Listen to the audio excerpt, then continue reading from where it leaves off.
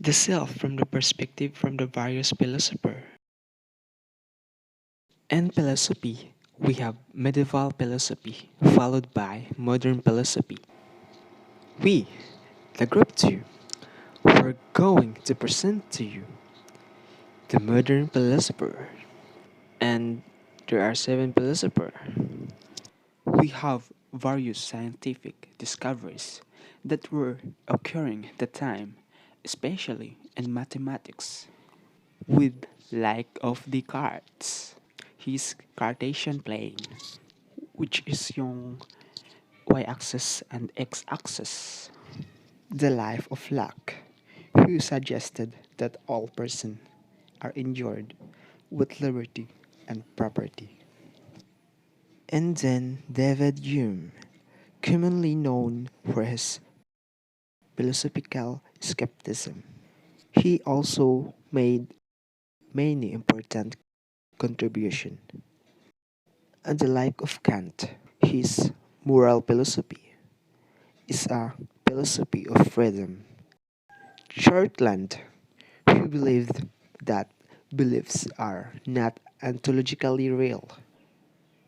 Then Husserl, the famous for phenomenology, and finally Panti, the phenomenology of perception was his works. So let's get to know more to be discussed with my group mates. I am Janiel Kyle Bangcore reporting for Rene Descartes and John Locke's contribution to philosophy. Rene Descartes is considered as the father of modern Western philosophy. Descartes laid the foundation for rationalism, the philosophical view that regards reason as the chief source and test of knowledge. Apart from his work in philosophy, Descartes was the leading mathematician and scientist. He invented the Cartesian coordinate system, developed analytical geometry, and laid the foundation for the development of calculus. He also did groundbreaking work in physics, most importantly in the field of optics. The main contributions of René Descartes in philosophy are the book Discourse of the Method, the book Meditations on First Philosophy, and René Descartes' illustration of mind-body dualism. The book Discourse on the Method contains the best-known philosophical statement of René Descartes, I think, therefore I am. He further explained that this statement is if he doubted, then something or someone must be doing the doubting. Therefore, the very fact that he doubted proved his existence. This proposition went to become a fundamental element of Western philosophy. This was because it formed a secure foundation for knowledge in the face of radical doubt. The book Meditations on First Philosophy contains 6 meditations, in which Descartes first discards all belief in things that are not absolutely certain, and then tries to establish what can be known for sure.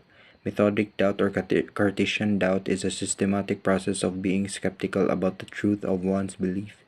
In this book, Descartes shifted the debate from what is true to of what can I be certain. Arguably, this may imply shifting the authoritative guarantor of truth from God to humanity. René Descartes' illustration of mind-body dualism. The mind-body problem is a philosophical problem concerning the relationship between the human mind and body. René Descartes was the first modern Western philosopher to address this problem. He formulated the first modern version of mind-body dualism, known as Cartesian dualism. Descartes philosophized that mind and body are really distinct. He reached this conclusion by arguing that the nature of the mind is completely different from that of the body, and therefore it is possible for one to exist without the other. According to him, the mind is a thinking, non-extended thing, while the body is an extended, non-thinking thing. John Locke is considered the father of liberalism. He developed the radical notion that government acquires consent from the governed, and therefore authority is derived from the people rather than from the above.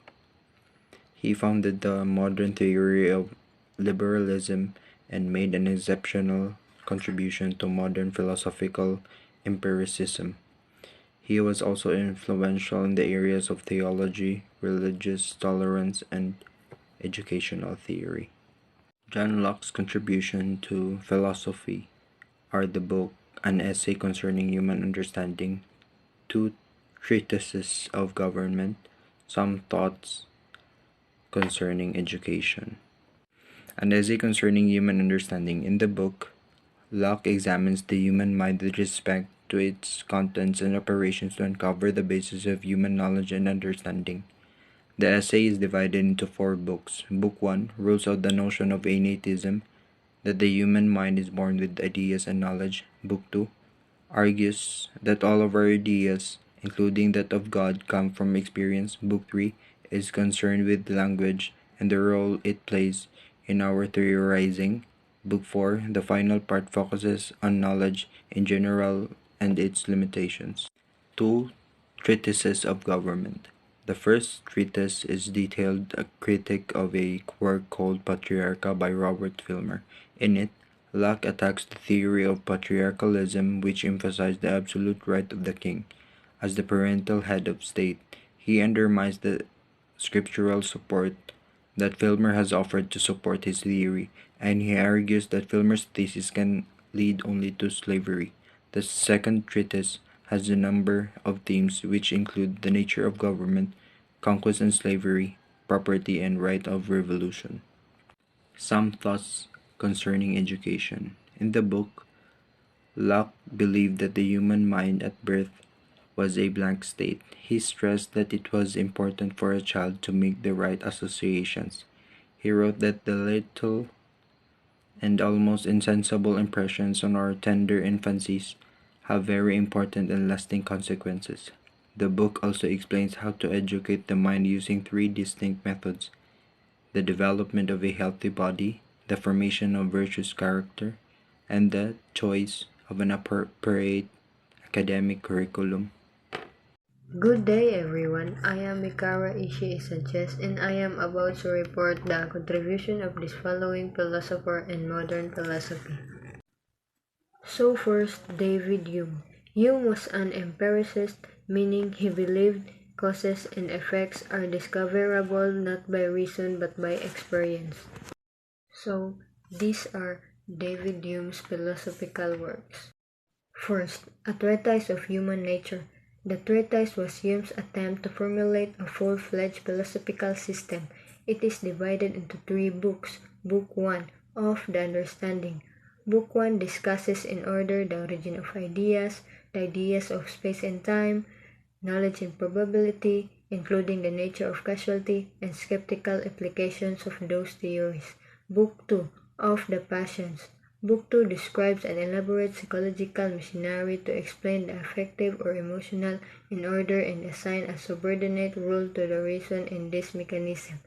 Book 3, On Moral, characterize moral goodness in terms of feelings of approval or disapproval that people have when they consider human behavior in the light of agreeable or disagreeable consequences either to themselves or to others.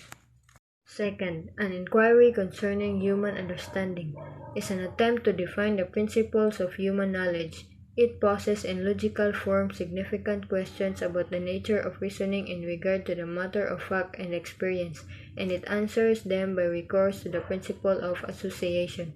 The basis of Hume's exposition is a twofold classification of objects of awareness. In the first place, all such objects are either impression, data of sensation, or internal consciousness, or ideas, derived from such data by compounding, transposing, augmenting, or diminishing. That is to say, the mind does not create any ideas, but derives them from expressions. Third, An Inquiry Concerning the Principles of Morals is a refinement of Hume's thinking on morality, in which he views sympathy as the fact of human nature lying at the basis of all social life and personal happiness, defining morality as those qualities that are approved in whomsoever they happen to be and by virtually everybody. He sets himself to discover the broadest grounds of approvals. He finds them as he found the grounds of belief in feeling, not in knowing. Moral decisions are grounded in moral sentiment. And last, Dialogues Concerning Natural Religion. Hume conceded that the world constitutes a more or less smoothly functioning system. Indeed, he points out it could not exist otherwise. He suggests, however, that this may have come about as a result of the chance permutations of particles falling into a temporary or permanent self-sustaining order, which thus has the appearance of design. So let's go to the next philosopher, Immanuel Kant. Immanuel Kant believed that the shared ability of humans to reason should be the basis of morality, and that it is the ability to reason that makes humans morally significant. He, therefore, believed that all the humans should have the right to common dignity and respect. Epistemology, the philosophical study of nature, origin, and limits of human knowledge. Metaphysics of morals. In structure terms, it is divided into two sections: the doctrine of right, dealing with right, and the doctrine of virtue, dealing with virtues. Ethics, also called moral philosophy, the discipline concerned with what is morally good and bad and morally right and wrong. The term is also applied to any system or theory of moral values or principles. Aesthetics, the philosophical study of beauty and taste. It is closely related to the philosophy of art, which is concerned with the nature of art and the concept in terms of which individual works of art are interpreted and evaluated. That's all for me, and the next reporter is my classmate. Hello everybody, good day. I am Arvin D. Bigno. For today's presentation we're going to talk about Churchland perspective on self. First, I'd like to talk about his contribution as a philosopher. Second, I'd like to talk about the importance of his studies. Third is I'd like to talk about the benefits that we can get based from his principles. Churchland believes in his own principle that a person knew his purpose and how people reacted on that specific situation is a person who don't need to believe the opinion of others but rather believe on his own.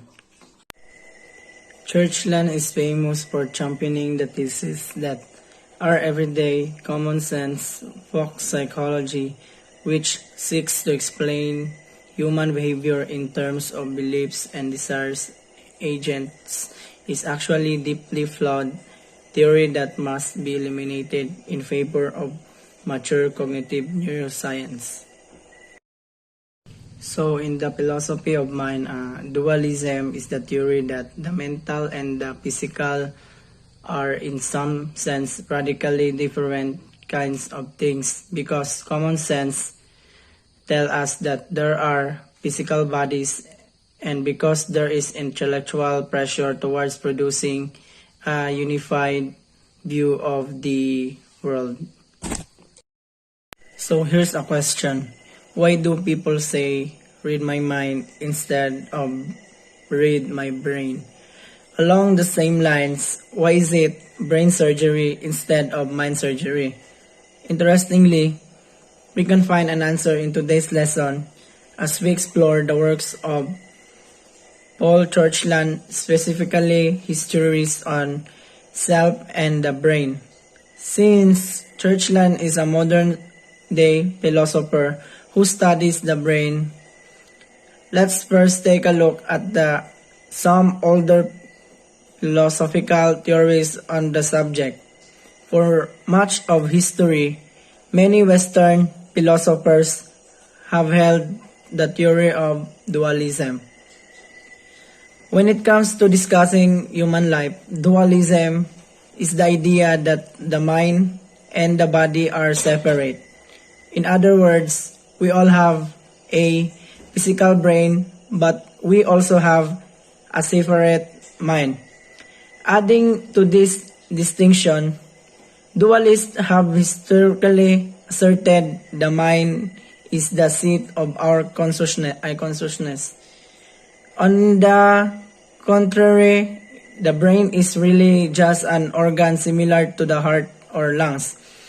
Because the mind is the seat of our consciousness, it's what gives us our identity. No, we can't see it, taste it, or touch it, but it does exist. Not only does it exist, but it was makes self. To this assertion, Paul Churchland has come along and pretty much said, I don't think so, tossing aside the concept of dualism and the brain. Churchland adheres to materialism, the belief that nothing matter exists. In other words, if it can't somehow be recognized by the sense, then it's akin to a fairy tale. Applying this argument to the mind, Churchland asserts that since the mind can't be experienced by our senses, then the mind doesn't really exist. Based on this assertion, Churchland holds to eliminative materialism. Stated simply, eliminative materialism argues that the ordinary folk psychology of the mind is wrong. It is the physical brain and not the imaginary mind that give us our sense of self. Dualism versus materialism. Dualism asserts that the mind and the body are separate. Disagreeing with this is Paul Churchland, a modern-day philosopher who studies the brain rather than dualism. Churchland holds to materialism the belief that nothing but matter exists. Adding to this, the physical brain is where we get our sense of self. Accordingly, self is defined by different people in the different of times, and they come up with their own understanding and have explained their theories about the self. For him, the soul is synonymous with the self. He believes that human beings have immortal soul that lives within the physical body. Good day everyone, I am Gerald De Caballero, and for today's doing I will be going to discuss the life of Edmond Husserl as a philosopher and its contribution during his time. By the way, he is belong to modern philosophy. And without further ado, let's go to the topic. As you can see here at my screen, that was the image of Edmond Husserl. Edmond Husserl was born on April 8, 1859 in Prosidzov and came from a Moravian family, a Jewish, and studied mathematics in Leipzig, and also taught philosophy at Hull from 1887. And too much for that, let's proceed to his theory. According to him, he argued on his theory that the study of consciousness must be actually be different from the study of nature, wherein it is right that the study of consciousness is for us to be aware, and it must be very different to study of nature. And for him, phenomenology does not proceed from the collection of large amount of data and to general theory beyond the data itself, as in the scientific method of induction. And speaking of phenomenology, Edmond Husserl is the principal of phenomenology and established the school. By the way, phenomenology has 5 types as methods, but before that, in phenomenology, it includes also the natural attitude, where it is our everyday way of living and on how we deal with other people. So the first one is the epoche. Epoche means all objects become reduced to their experienceable properties. Husserl ultimately tries to ground a foundationalist epistemology and idealist metaphysics. It exclusively consciousness that has absolute being, and all other beings are dependent on their consciousness as their existence. This leads to the dissolution of the world into the realm of consciousness, where we see an idealist turn in Husserl. The next one is the phenomenological reduction, which means we could regain access to a presuppositionless world of transcendental immediacy, where being become identical with the manifestation to consciousness. Being becomes reduced to the meaning of being. The next is free variation. Variation, meaning is no longer confined to empirical actualities but unfolds in a free play of pure possibilities. And the fourth one is the intuition of essences, as it emerged possibly from the overlap of the multiple acts of our freely varying intentionality by means of transcendental intuition in consciousness become reflexive. And the last one, but not the least, description of essential structure. With a description of essential structure of both noema and noesis, as these essences emerge from the free variation of imagination into the grasp of a united intuition. So that was the 5 types of phenomenology as methods. And now let's go to his important works or books. So the first one is the Philosophy of Arithmetic. The second one is the Logical Investigation. Third, the Idea of Phenomenology. Fourth, the General Introduction to Pure Phenomenology. Fifth, an Introduction to Phenomenology. And the last one is the Crisis of European Sciences and Transcendental Phenomenology.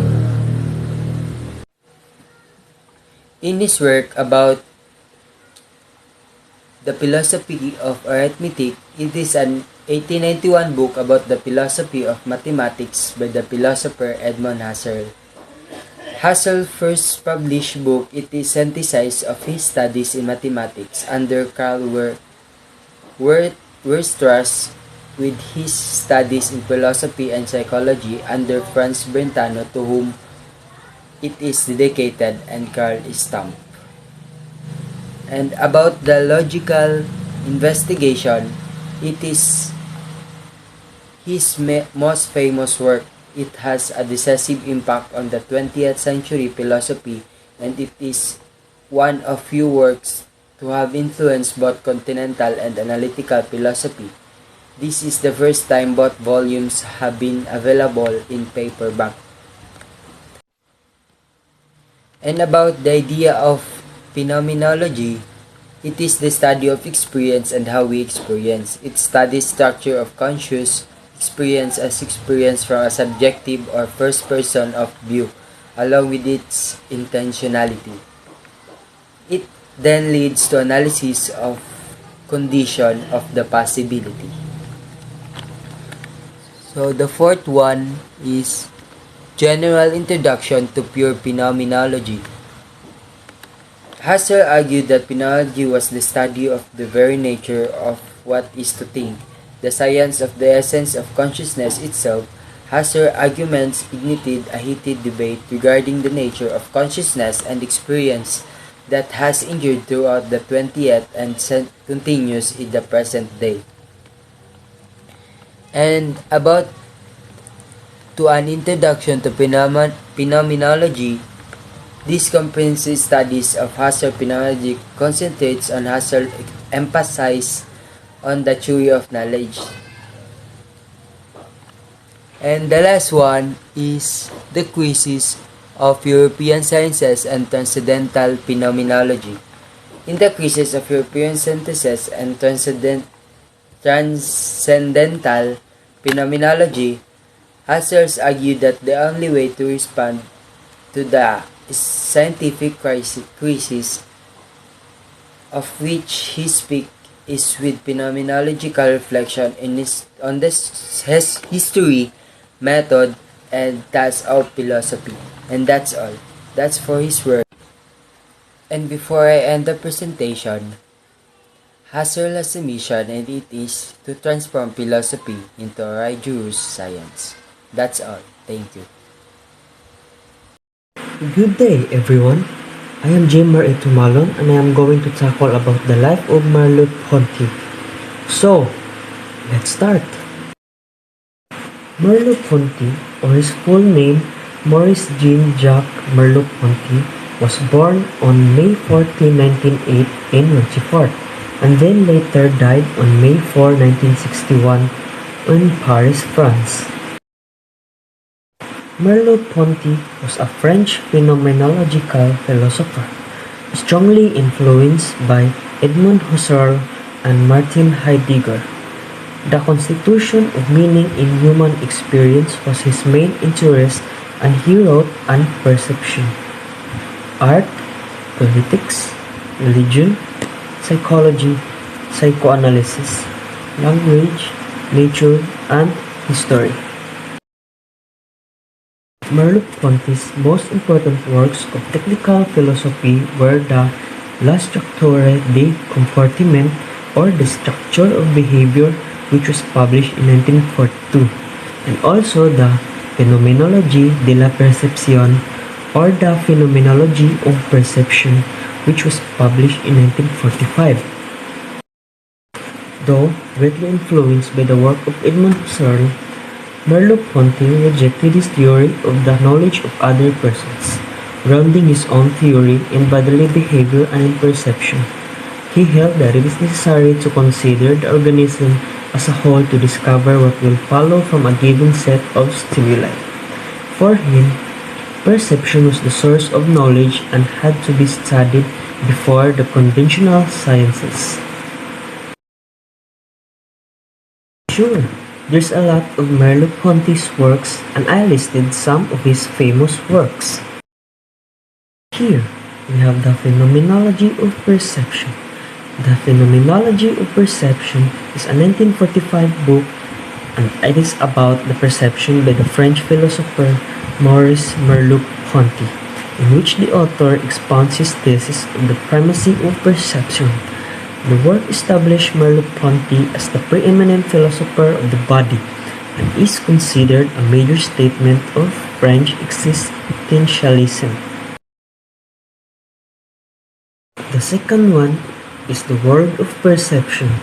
In simple prose, Maurice Merleau-Ponty touches on his principal themes.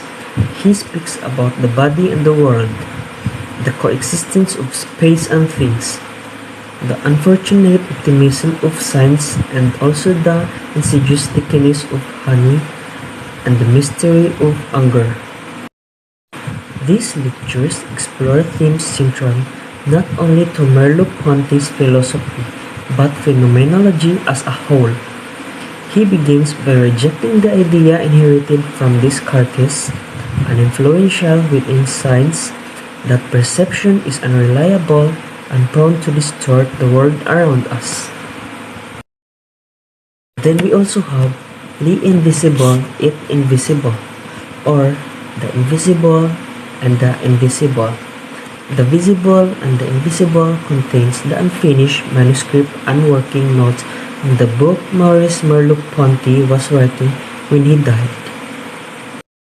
The text is devoted to a critical examination of Kantian, Husserlian, Bergsonian, and Sartrean method, followed by the extraordinary, the intertwining, and the chiasm, that reveals the central pattern of Merleau-Ponty's own thoughts. The working notes for the book provide the reader with a truly exciting insight into the mind of the philosopher at work as he refines and develops new pivotal concepts. And that's all for the modern philosopher Maurice Jean-Jacques Merleau-Ponty. So, let's proceed to the next reporter, which is my groupmate.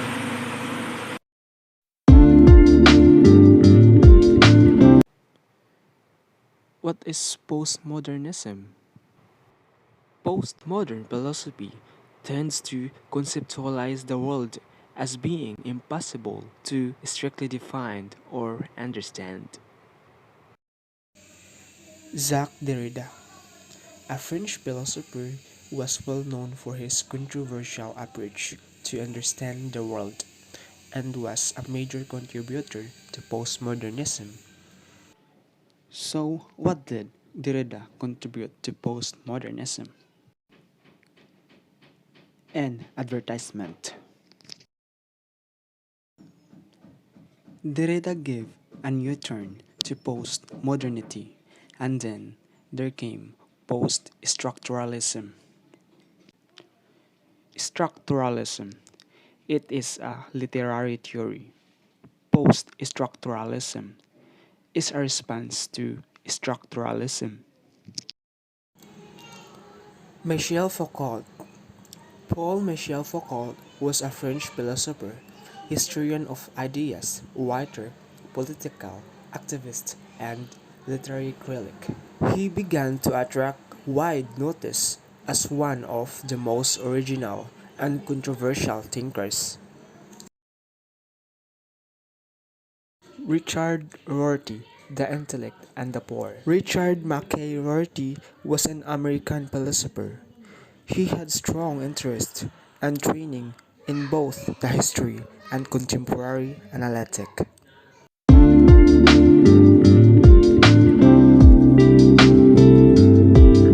I'm sure you are now curious enough. So, without further ado, let's get to know more about the history of philosophers, discuss with our another groupmates. Good day, everyone. My name is Ardines Samson, and I'm going to talk about the contribution of Jacques Derrida and postmodern philosophy. Jacques Derrida. He is one of the major figures associated with postmodern philosophy. During his career, Derrida published more than 40 books, together with hundreds of essays and public presentations. He had a significant influence upon the humanities and social sciences, including philosophy, literature, law, anthropology, historiography, applied linguistics, social linguistics, psychoanalysis, and political theory. He became a well-known, influential public figure, while his approach of his philosophy and this notorious abusiveness of his work and made him controversial. In 1967, that Derrida arrived as a philosopher of world importance. He published three momentous texts of grammatology, writing and difference, and speech and phenomena. First is grammatology, to focus on apparental, marginal, and secondary issue of writing raises problems serious enough to overrun all the conceptual resources of the then triumphant human sciences. In addition to those of history in general and indeed philosophy itself.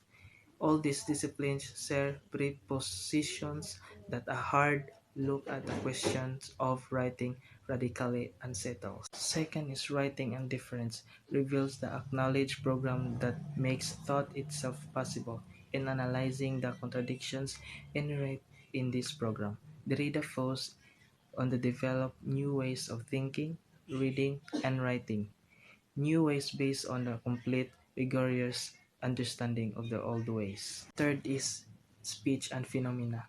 Jacques Derrida situates the philosophy of language in relation to logic and rhetoric, which have often been seen as reconcilable criteria for the use and interpretations of science. Next is deconstruction, which have been inherent in Western philosophy since the time of the ancient Greeks, are characteristically binary and hierarchical, involving a pair of terms of one which one member of the pair is assumed to be primary and fundamental, the other secondary or derivative. Examples includes nature and culture, speech and writing, mind and body, presence and absence, inside and outside, literary and metaphorical, intelligible and sensible, and form, meaning, among many others. Next is the elements of deconstruction. First is difference, a concept introduced by Derrida.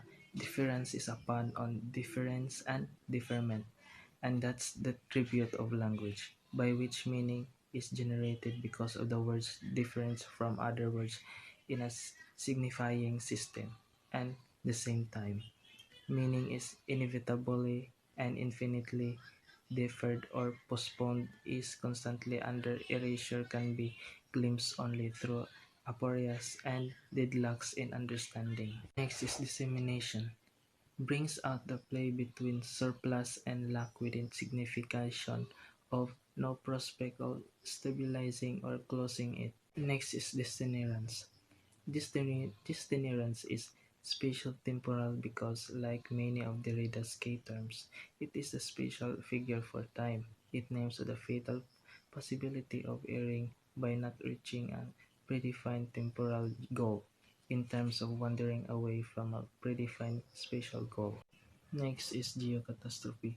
Geo means philosophy of geography is subfield of philosophy which deals with epistemological, metaphysical, and ecological issues in geography. A catastrophe means a disaster. If a wedding reception is disrupted by fist fight between the bride and her mother-in-law, you could call the occasion a catastrophe. Catastrophe comes from a Greek word meaning overturn. Good day everyone, my name is Danya Miss Jr. and I'm here to tackle my report about Michael Foucault. First published Wednesday, April 2, 2003, substantive revision to Tuesday, May 22, 2018.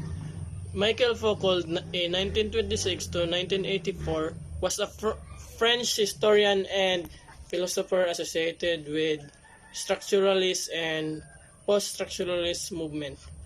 Foucault was born in Poitiers, France on October 15, 1926. As a student, was a brilliant but psychologically tormented. He has had influence not only or even primarily in philosophy but also a wide range of humanistic and social scientific disciplines. Foucault died in Paris on June 25, 1984. He became academically established during the 1960s, holding a series of positions at French universities before his election in 1969 to the ultra-prestigious Collège de France, where he was professor of history of system and until his death. We begin, however, with a sketch of philosophical environment in which Foucault was educated, or in addition to work published in his lifetime, his lecture or at the Collège de France, published posthumously, contain elucidations and extensions of his ideas. Three other factors were of much positive significance for the young Foucault. First, there was a French tradition of history and philosophy of science, particularly as presented by George Cangelham, a powerful figure in the French university established, whose work in the philosophy of biology provided a model for much of Foucault's work in the history of the human sciences. Histories of Madness and Medicine. Foucault's History of Madness in Classical Age in 1961 originated in his academic study of psychology, a licence de psychologie in 1949 and diplôme de psychopathology in 1952. His work in Parisian mental hospital and his own personal psychological problem. He entered the École Normale Supérieure, or the standard launching pad for major French philosophers. In 1946, during the heyday of existential phenomenology. Sex in the Ancient World. Foucault's final engagement with traditional philosophy arises from the truth toward the ancient world he took in the last few years of his life. Foucault after Foucault. Foucault left the instructions that there should be no posthumous publications of his writing that he had not published in his lifetime, but Foucault had allowed taping of his lectures, and state decided that his amounted to permission to publish edited versions of his public lectures based on his notes and taping recordings. The Foucault's critique of modernity and humanism, along with his proclamation of the death of a man and development of new perspective on society, knowledge, discourage, and power, has made him a major source of postmodern thoughts.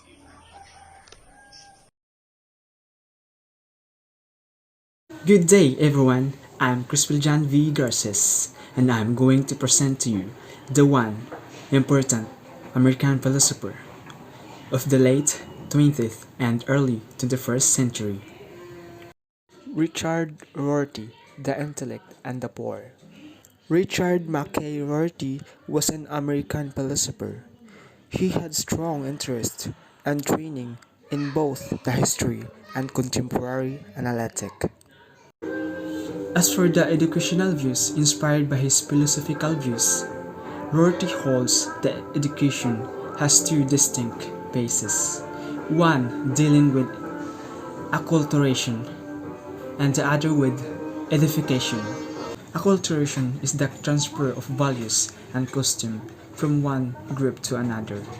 Japanese people dressing in Western clothing is an example of acculturation. Edification is defined as spiritual, moral, or intellectual improvement. An example of edification is once a greedy person donating their time or money to homeless people. Rorty saw the idea of knowledge as a mirror of nature, as pervasive throughout the history of Western philosophy, and as of his main interest, epistemology, philosophy of language, and etc. Rorty is American philosopher, and he was famous for pragmatist philosopher and public intellectual. So, what do you mean by pragmatism? Pragmatism is a reasonable and logical way of doing things or of thinking about problems that is based on dealing with specific situations instead of on ideas and theories. Richard Rorty was an important philosopher who blended expertise in philosophy or comparative literature in a perspective called the New Pragmatism or Neo-Pragmatism.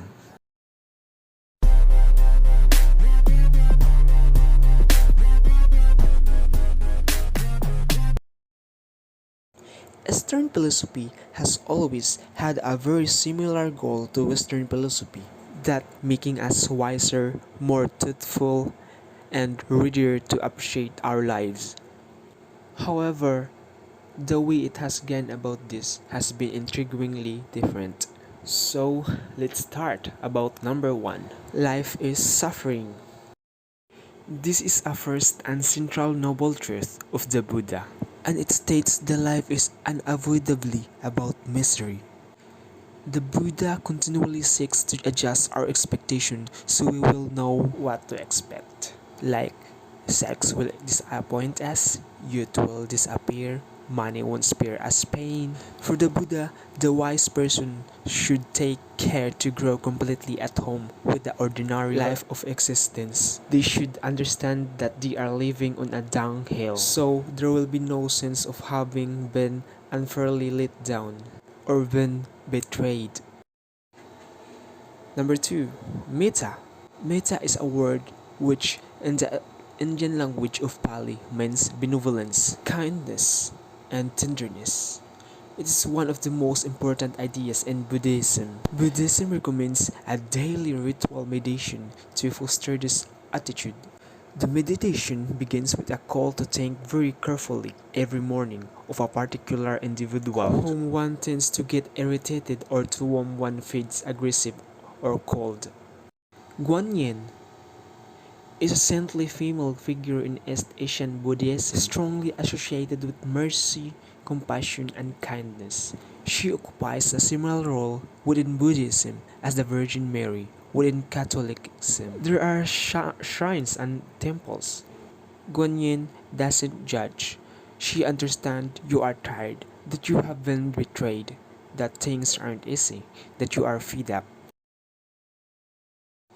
Wu Wei is a Chinese term of the heart of the philosophy of Taoism. It is the first described in the Tao Te Ching, written by the Seigu Lao. Wu Wei means not making an effort, going with the flow, but it doesn't in any way imply laziness or sloth. It suggests rather an intentional, and then submit ourselves willingly rather than angrily or bitterly to necessities. We may be powerless to alter certain events, but we remain free to choose our attitude toward them. In East Asia has been called the bamboo civilization, not merely because bamboo has been widely used in daily life, but also because its symbolic qualities have been described and celebrated for 100 years. Bamboo is surprisingly classified as a grass rather than a tree, yet it is tall and strong enough to create groves and forests. Bamboo is the best.